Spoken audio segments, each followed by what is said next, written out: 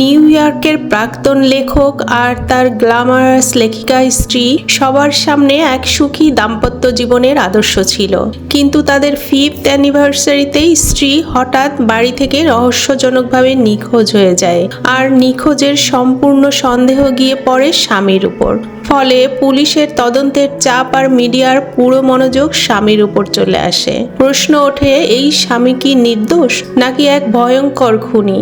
আর তার স্ত্রী ডায়েরিতে যা লিখে গেছে তা কি বিশ্বাসযোগ্য? স্বামী বা স্ত্রীর মধ্যে কেউ মিথ্যা বলছে নাকি তারা দুজনেই মিথ্যা বলছে?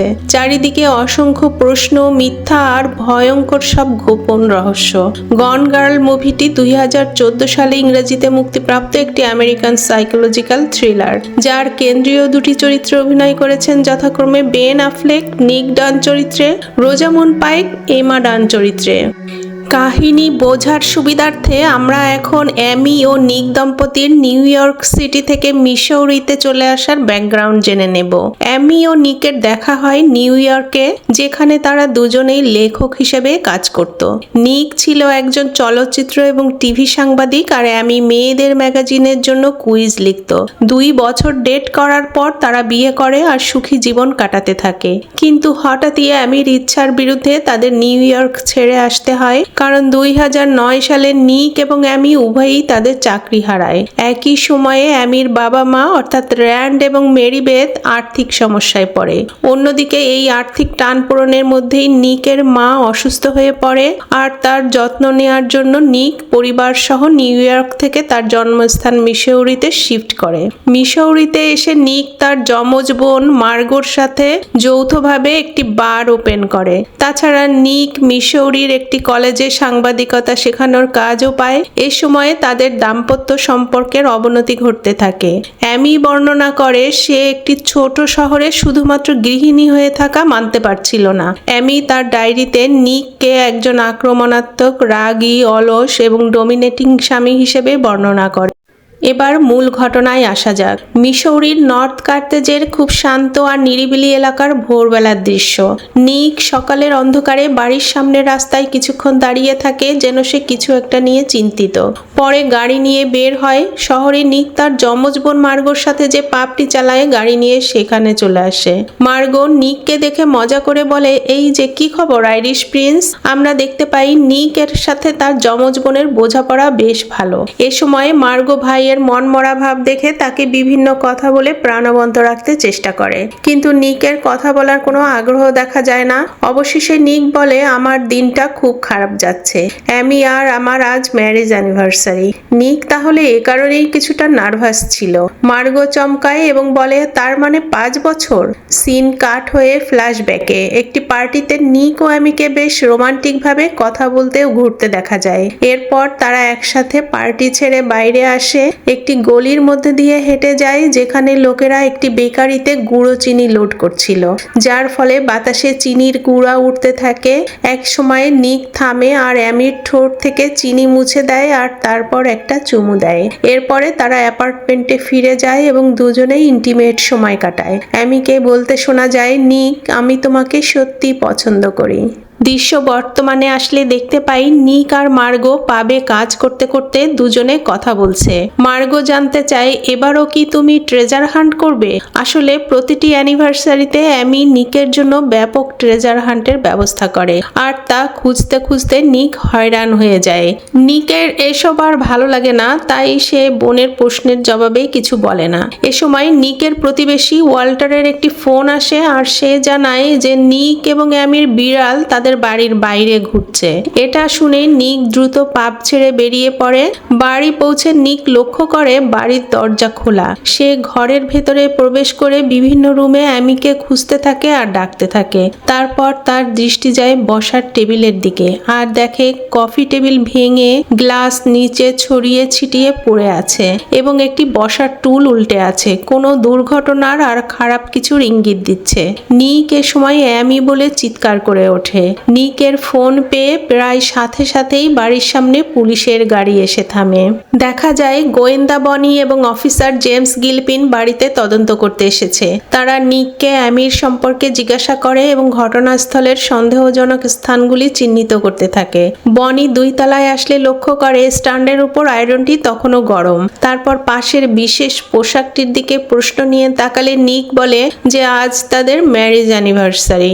বনি এবং গিলপিন সমস্ত বাড়ি তল্লাশি করে ফেলে, কিন্তু অ্যামি যেন উধাও হয়ে গেছে। এ সময়ে অ্যামির অফিস রুমের ছবিগুলো দেখতে পেয়ে গোয়েন্দা বনি বলে ওঠে, দাঁড়ান দাঁড়ান, আপনার স্ত্রী কি সেই অ্যামেজিং অ্যামি? নিক হ্যাঁ বললে সে অবাক বিস্ময়ে বলে ওঠে, ওয়াও। ঘটনা ফ্ল্যাশব্যাকে দেখা যায় নিক আর Amy amazing Amy and the big day বইয়ের লঞ্চ পার্টিতে হাত ধরাধরি করে ঘুরে বেড়াচ্ছে। অ্যামির জীবনেরই বিভিন্ন ঘটনা নিয়ে অ্যামির বাবা মা অ্যামেজিং অ্যামি নামে একটি শিশুতোষ সিরিজ বই লিখে সফলতা পেয়েছিলেন।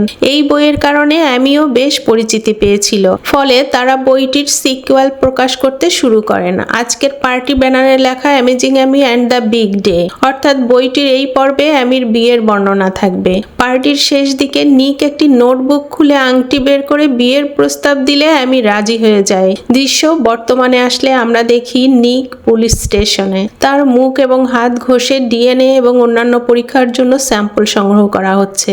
এ সময় বনি বলে, আমরা সাধারণত মিসিং কেস এত গুরুত্ব দিয়ে দেখি না, কিন্তু তোমার ঘরে পাওয়া সহিংস আলামতগুলো দেখে এটাকে আমাদের গুরুত্বের সাথে নিতে হচ্ছে।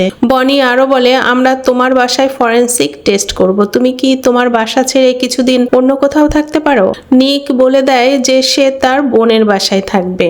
গিলপিন এবং বনি নিককে নিয়মিত প্রশ্ন জিজ্ঞাসা করে এবং তার সাথে আলোচনা করে যে অ্যামির নিখোঁজের ঘটনা কিভাবে দ্রুত পাবলিক অ্যাটেনশন পাচ্ছে, কারণ এখানে মোটামুটি বিখ্যাত একজন স্ত্রী তার অ্যানিভার্সারির দিন নিখোঁজ হয়েছে।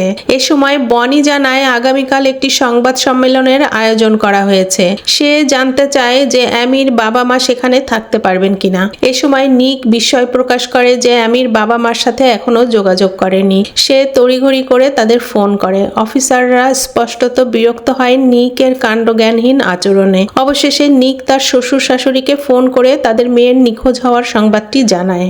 সিন কাট হলে দেখি বনি এবং গিলপিন নিকের বাসভবনে ফরেনসিক দলের সাথে বাড়িটি তদন্ত করতে এসেছে। এই সময় গিলপিনের মোবাইলে মেসেজ আসে আর সে জানায় যে অবাক করার মতো বেশ কিছু তথ্য আছে। সে জানায় এই বাড়িটা অ্যামির নামে ভাড়া নেওয়া হয়েছে এবং গাড়িও তার নামে, এমনকি ক্রেডিট কার্ড, ইউটিলিটি, ফোন বিল সবকিছু তার নামে, এবং যে বারটি নিক ও তার বোন চালায় সেটিও অ্যামির নামে রেজিস্ট্রিকৃত। এটা অবাক করার মতো আর অসম্মানজনক ঘটনা বলে ফরেনসিক দল নিজেদের মধ্যে বলাবলি করে। ফরেনসিক টিমের একজন বনিকে বলে অ্যামির রুমের ড্রয়ারে কিছু একটা আছে। ড্রয়ারটা সে দেখিয়ে দেয়। বনি সেখানে একটা খাম পায় যেখানে লেখা আছে প্রথম সূত্র। বনি বলে, আমরা আমাদের প্রথম সূত্র পেয়েছি। সিন কাট হলে আমরা নিককে তার বোনের বাড়িতে সোফায় শুয়ে থাকতে দেখি। বাড়িতে ফরেনসিক ইনভেস্টিগেশন চলতে থাকায় নিক কিছুদিন বোনের বাসায় থাকছে। নিক গোসল করতে চাইলে মার্গো বাধা দেয় এবং বলে আগামীকালের সংবাদ সম্মেলন পর্যন্ত তার এভাবেই থাকা দরকার। তাকে ক্লান্ত, বিধ্বস্ত এবং উস্কো ফুস্কো দেখানোর দরকার আছে। এই না হলে বোন। অ্যামি নিখোঁজ হওয়ার একদিন পার হয়। দৃশ্য আসে সংবাদ সম্মেলনের সকালে পুলিশ স্টেশনে। মার্গো নিককে নার্ভাস না হতে এবং নিজের দিকে নজর রাখতে বলে। সেখানে বনি, মার্গো, নিক, র্যান্ড এবং মেরিবেথ নিজেদের মধ্যে কথা বলে প্রস্তুতি নিতে থাকে। সংবাদ সম্মেলনের শুরুতে নিক অ্যামির নিখোঁজ হওয়া বিষয়ে একটি সংক্ষিপ্ত এবং কিছুটা ঠান্ডা বিবৃতি দেয়। মেরিবেথ এবং র্যান্ড অ্যামির নিরাপদে ফিরে আসার জন্য আবেগঘন আবেদন জানায়। সবশেষে মেরিবেথ অ্যামির তথ্য দিয়ে সাহায্য করার জন্য একটা হটলাইন নম্বর শেয়ার করে। সংবাদকর্মীরা ছবি তুলতে শুরু করে। নিক অ্যামির ছবির পাশে দাঁড়ায় আর এক পর্যায়ে সংবাদকর্মীদের অনুরোধে অল্প হাসি দেয়। ব্যাস, সবাই যেন এটার অপেক্ষাই ছিল। বেকুব মার্কা একটু হাসি, ক্যামেরা সব যেন পাগল হয়ে যায়। একসাথে ফ্ল্যাশ পড়তে থাকে। নিকের আচরণের জন্য বোন মার্গোকে বেশ হতাশ দেখায়। যাই হোক, সংবাদ সম্মেলন শেষে গোয়েন্দা বনি অ্যামির বাবা মা আর নিককে একটি পুলিশ কনফারেন্স রুমে বসায়। পুলিশের প্রশ্নের জবাবে র্যান্ড এবং মেরিবেথ অ্যামির সাথে অতীতে দুজন পুরুষের জড়িত থাকার কথা উল্লেখ করে। একজন ডেসি কলিংস তার হাই স্কুল প্রেমিক যে অ্যামির সাথে সম্পর্ক ছিন্ন করার পর আত্মহত্যার চেষ্টা করেছিল, এবং টমি ও হারা একজন প্রাক্তন প্রেমিক যে অ্যামির সাথে সম্পর্ক ছিন্ন করার সময় শারীরিক সম্পর্কে জড়িয়েছিল। নিক জানায় যে ডেসির কথা জানতে পেরেছিল সে অ্যামির কাছে ডেসির লেখা চিঠি দেখে, কিন্তু টমিকে চিনত না। অ্যামির বাবা মা পুলিশ স্টেশন থেকে চলে গেলে বনি নিককে তার অফিসে বসতে বলে। বনি নিক এবং অ্যামির শোবার ঘর থেকে পাওয়া প্রথম সূত্ররেখা খামটি নিকের হাতে দেয়। গোয়েন্দা বনি মনে করেন ট্রেজার হান্টের এই সূত্রগুলি অনুসরণ করলে অ্যামির নিখোঁজ হওয়ার আগে তার অবস্থান খুঁজে পেতে সহজ হতে পারে। নিক সূত্রটি সমাধান করে এবং দেখা যায় সূত্রটি তার কমিউনিটি কলেজ অফিসকে নির্দেশ করে, যে কলেজে নিক সাংবাদিকতা বিষয়ে ক্লাস নেয়। নিককে সাথে নিয়ে বনি চলে যায় কলেজে। সেখানে অনুসন্ধান করে দ্বিতীয় সূত্র লেখা আরেকটি খাম খুঁজে পায়। এ সময় বনি কলেজ অফিস রুমে তল্লাশি করলে একটি লাল লেস যুক্ত ইনার খুঁজে পায় এবং প্রমাণের জন্য এটি ব্যাগে রাখে। নিককে দেখে মনে হচ্ছিল সে অস্বস্তি বোধ করছে। এই বছরের অ্যানিভার্সারি ট্রেজার হান্টের সূত্রগুলি এমন জায়গাগুলিতে পাওয়া যায় যেগুলি ক্রমাগতভাবে নিকের বিভিন্ন অস্বস্তিকর দিকগুলোর মুখোশ উন্মোচন করতে থাকে। প্রতিটি সূত্র ছিল এক একটি বিশেষ স্থান নির্দেশক। দ্বিতীয় সূত্রটি একটি ছোট বাদামি রঙের বাড়িকে নির্দেশ করে। পরে নিক সেই রাতে গোপনে বাদামি বাড়িতে গেলে সেখানে তৃতীয় সূত্র লেখা আরেকটি খাম খুঁজে পায়, আর খামটি নিয়ে বের হতে গেলে সে গোয়েন্দা বনির সামনে ধরা পড়ে যায়। তবে নিক খামটি লুকিয়ে ফেলতে পারে। নিককে দেখে বনি বলে, এটাই কি সেই বাদামি বাড়িটা? নিক বলে, না তো, এটা নীল। এটা বলে নিক চলে যায় আর দাঁড়ায় না। বনি একটু অবাক হয় আর সন্দেহের দৃষ্টিতে তাকিয়ে থাকে। ফ্ল্যাশব্যাকের একটা দৃশ্যে দেখা যায় নিক ও অ্যামি কথা বলছে তাদের আর্থিক টানপোড়েন নিয়ে। এ সময় অ্যামি জানায় তার বাবা মাকে অ্যামেজিং অ্যামি ট্রাস্ট ফান্ড থেকে টাকা তুলে পাবলিশারের পাওনা পরিশোধ করতে হবে। নিক টাকার পরিমাণ জানতে চাইলে অ্যামি বলে প্রায় 1 মিলিয়ন। এই টাকা অ্যামির বাবা মায়ের হলেও নিককে জানানো আর তার সম্মতি আদায়ের বিষয়টাতে অ্যামির সংকোচ হয়, কারণ নিক অ্যামিকে না জানিয়েই এই ফান্ড থেকে প্রচুর উল্টাপাল্টা খরচ করে। অ্যামি নিরুদ্দেশ হওয়ার 2 দিন অতিবাহিত হয়ে যায়। দৃশ্য বর্তমানে। দেখি নিক ভলান্টিয়ার সার্চ পার্টি অফিসে প্রবেশ করছে। পুলিশ বনিকেও আমরা দেখি। বনি নিকের কাছে জানতে চায়, তুমি নোল হরথনকে চেনো? অ্যামির বেস্ট ফ্রেন্ড। নিক বলে সে এই নাম আগে শোনেনি। এই সময় নিক একজন লোককে ভলান্টিয়ার হিসেবে সাইন আপ করতে দেখে যাকে ডেসি কলিংস মনে হচ্ছিল। মুহূর্তে আবার সে তাকে হারিয়ে ফেলে। নিক করিডোরে ডেসি কলিংস যে অ্যামির হাই স্কুল প্রেমিক ছিল তার মতো কাউকে দেখতে পেয়ে পিছু নেয়। বারান্দায় আসলে একটা মেয়ে হঠাৎ সামনে আসে আর কৌশলে নিকের সাথে সেলফি তোলে। নিক ভদ্রতার খাতিরে ছবি তুলতে দেয়, কিন্তু যখন বুঝতে পারে যে বিষয়টা ঠিক হয়নি তখন চেষ্টা করে ছবিটা ডিলিট করে দেওয়ার, কিন্তু মেয়েটি ডিলিট করতে না দিয়ে চলে যায়। পরে আমরা সেই ছবি বিভিন্ন টিভি সংবাদে দেখলে বুঝতে পারি মেয়েটি হয়তো ছবিটা টিভি সাংবাদিকদের কাছে বিক্রি করে দিয়েছিল। এই ঘটনার মাঝে নিক ডেসিকে হারিয়ে ফেলে আর বলরুমে ফিরে আসে। তিন চলে আসে রাতে মার্গোর বাড়িতে। মার্গো ঘুমিয়ে গেলে নিক সোফায় শুয়েছিল। এ সময় মোবাইলে শব্দ হলে সে দেখে একটি টেক্সট মেসেজ। লেখা আছে, আমি বাইরে আছি। নিক সন্ধিহান হয়ে পিছনের দরজায় উকি দেয় এবং বাইরে দাঁড়িয়ে থাকা অ্যান্ডিকে দেখতে পায়। নিক তাকে ভেতরে টেনে নিয়ে আসে আর সাথে সাথে ভীত দৃষ্টিতে বোনের রুমের দিকে লক্ষ্য করে। বোন শব্দ পেয়ে জেগে গেল কিনা। অ্যান্ডি ঢুকেই তাকে জড়িয়ে ধরে। আমরা জানতে পারি এই অ্যান্ডি নিকের ছাত্রী প্লাস গোপন প্রেমিকা। নিক জানতে চায় সে কি তার অফিসে একটি লাল প্যান্টি রেখে এসেছে। দেখা যায় অ্যান্ডির কিছুই মনে নেই। নিক তাকে জিজ্ঞাসা করে যে সে কি কাউকে তাদের বিষয়ে কিছু বলেছে। অ্যান্ডি জানায় না। এরপর নিক আর অ্যান্ডিকে বিছানায় ইন্টিমেট হতে দেখা যায়। ফ্ল্যাশব্যাকে এমন কিছু ঘটনা দেখানো হয় যা থেকে দাম্পত্য জীবনে অ্যামির প্রতি নিকের অবহেলা আর দুর্ব্যবহারপূর্ণ আচরণ স্পষ্ট হয়ে ওঠে। প্রথমেই নিক আর অ্যামির মধ্যে কিছু অস্বাভাবিক ইন্টিমেট সম্পর্কের দৃশ্য বলে দেয়। নিক যখন ইচ্ছা তখন অ্যামিকে তার শারীরিক চাহিদার জন্য ব্যবহার করেছে। আবার দেখতে পাই অ্যামি নিককে তার সাথে থাকার জন্য অনুরোধ করলেও নিক তার বন্ধুদের অথবা গোপন প্রেমিকার সাথে সময় কাটাতে বাইরে যেতে চাচ্ছে। নিক যখন এভাবে অ্যামিকে ছেড়ে যেতে শুরু করে তখন অ্যামি শেষ অস্ত্রটি ব্যবহার করে নিককে আটকাতে চায়। সে বলে যে তাদের সন্তান ধারণের সময় এসেছে। নিক এতে বিরক্ত হয় আর বলে আমরা সবচেয়ে খারাপ সময় আছি এবং এত খরচ বহন করা সম্ভব না। অ্যামি তবু অনুরোধ করতে থাকলে নিক তখন অ্যামির বিরুদ্ধে বিয়ে বাঁচাতে একটি শিশু ব্যবহার করার অভিযোগ করে। অ্যামি তবু আটকাতে চেষ্টা করলে নিক তাকে সিঁড়ির উপরে জোরে এবং বাজেভাবে ধাক্কা দেয়। আচমকা এই আঘাতে অ্যামি হতভম্ব হয়ে যায় আর অবাক বিস্ময়ে তাকিয়ে থাকে নিকের দিকে। হঠাৎ তার চেনা ভালোবাসার মানুষটাকে যেন সে আর চিনতে পারে না। দৃশ্য পরের দিন সকাল। দেখা যায় গত রাতে ইন্টিমেট সময় কাটিয়ে অ্যান্ডি আর নিক দুজনে সেখানেই ঘুমিয়ে পড়েছিল। তো সকালে নিক তড়িঘড়ি জেগে উঠে বোনের ঘুম থেকে ওঠার আগেই অ্যান্ডিকে জোর করতে থাকে সেখান থেকে চলে যেতে। অ্যান্ডি যাওয়া মাত্রই নিক ঘুরে দাঁড়াতেই মার্গোর মুখোমুখি পড়ে যায়। মার্গো প্রচুর বিরক্ত হয় নিকের উপর, বলতে থাকে তার মানে তুমি 1 বছরেরও বেশি সময় ধরে আমাকে মিথ্যা বলছো। আরো বলে মেয়েটা তো অনেক ছোট, তুমি একটা মিথ্যাবাদী আর প্রতারক নিক, তুমি ঠিক আমাদের বাবার মতো।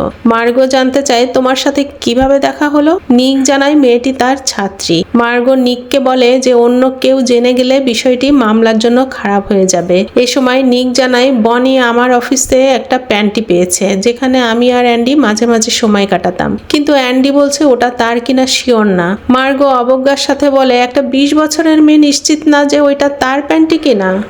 এবার নিক বলে ওইটা যদি অ্যান্ডির না হয় তাহলে ওটা অবশ্যই অ্যামির, সে ওখানে ফেলে গেছে যেন পুলিশ খুঁজে পায় আর আমাকে সন্দেহ করে। মার্গো তখনও ভাইয়ের উপর রেগে আছে, তাই বিরক্ত হয়ে বলে নিক আমি ভীত আর হতভম্ব, তুমি কি টেলিভিশনে দেখেছো ওখানে তোমাকে নিয়ে চর্চা হচ্ছে।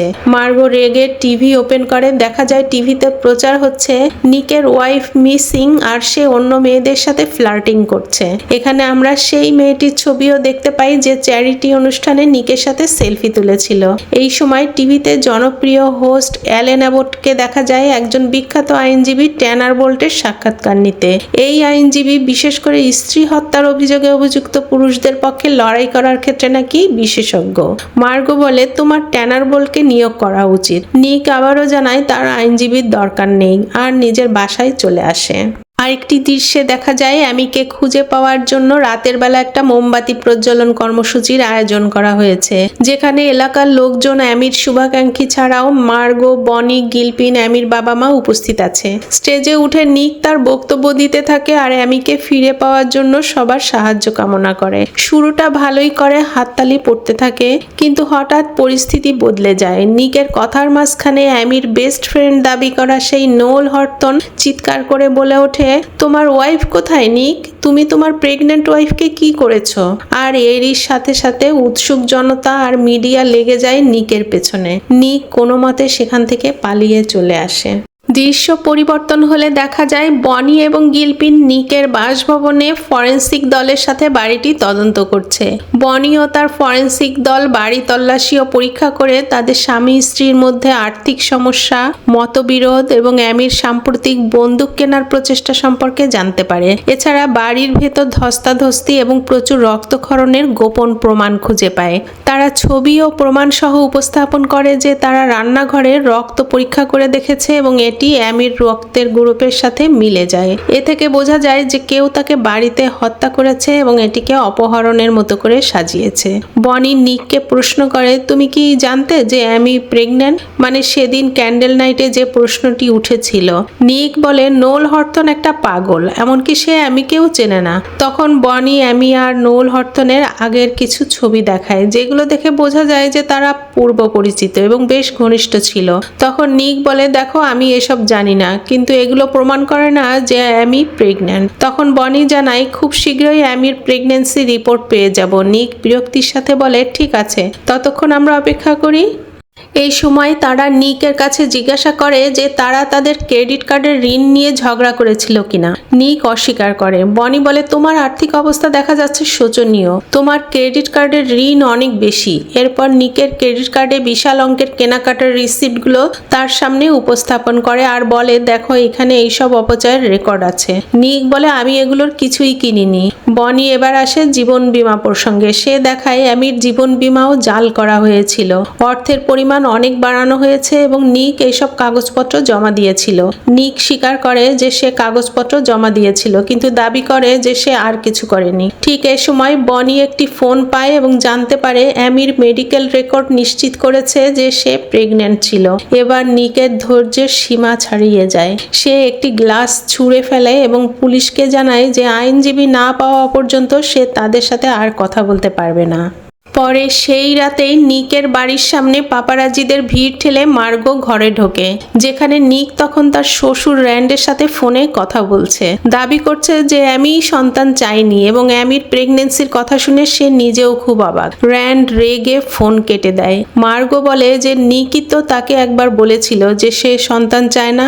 নিক বলে যে হ্যাঁ, আর তাদের দুজনের সিদ্ধান্তে সে একটি ফার্টিলিটি ক্লিনিকে তার সিমেন স্টোর করেছিল, কিন্তু তারপর অ্যামি কখন সিদ্ধান্ত বদলে নিয়েছে সে জানে না। নিকের এই দুই রকম আচরণের ফলে মার্গো তাকে বিশ্বাসই করতে পারছিল না। মার্গো নিককে সত্য বলতে বলে। নিক জিজ্ঞাসা করে যে সে কি বলবে, অ্যামিকে হত্যা করেছে কিনা। মার্গো রেগে বাড়ি থেকে চলে যায়। এরপর দেখা যায় নিক বাড়িতে বসে তৃতীয় সূত্র লেখা খামটি নিয়ে বসে তথ্য উদ্ধার করার চেষ্টা করতে থাকে। সে বিভিন্ন সূত্র মেলাতে থাকে নিজের মতো করে।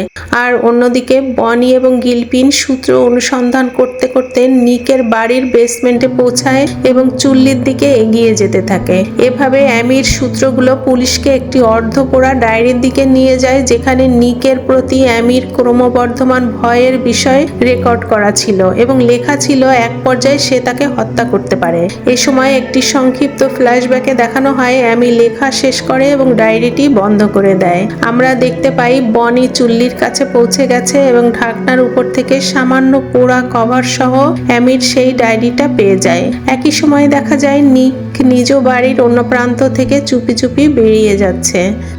মুভিটি দুইটি ভিডিওতে রেকর্ড করা হয়েছে। ভিডিও দুটি একসাথেই আপলোড করা হয়েছে, কমেন্ট বক্সে লিঙ্কও থাকছে। ভিডিও সম্পর্কে যে কোনো মতামত কমেন্ট করে জানিয়ে দিও। আর অসাধারণ সব মুভি বা সিরিজ এক্সপ্লানেশন দেখতে চাইলে চ্যানেলটি সাবস্ক্রাইব করে রাখতে পারো।